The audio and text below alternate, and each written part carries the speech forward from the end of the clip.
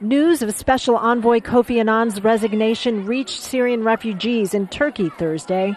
One man said he feared the consequences. The UN and Kofi Annan let Assad massacre in Damascus and Homs before. Now they will let him do the same in Aleppo.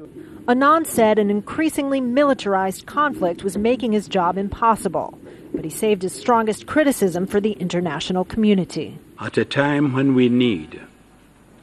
when the Syrian people desperately need action, there continues to be finger-pointing and name-calling in the Security Council.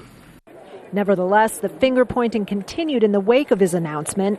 The Russians blamed opposition supporters for undermining Annan. We have a rather strange situation when some countries who are expressing their regret about violence in Syria are at the same time those countries who are providing weapons almost openly to the armed opposition groups. While the West blamed Russia and China for vetoing 3 council resolutions. The president of the UN Security Council admitted they were paralyzed. Unfortunately, the divisions of the council are very, very deep. I think it's irreconcilable in political terms. With deadlock in the Security Council, efforts are underway to pass a resolution in the General Assembly.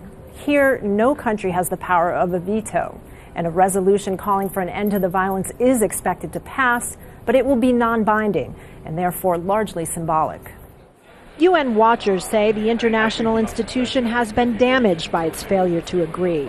A search is underway to replace Kofi Annan.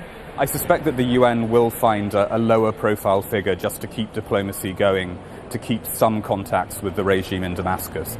But if Annan and a man of his stature cannot resolve this crisis, then almost no diplomat can. Unfortunately, it's the Syrian people who will continue to suffer. Kriston Saloomy, Al Jazeera, the United Nations.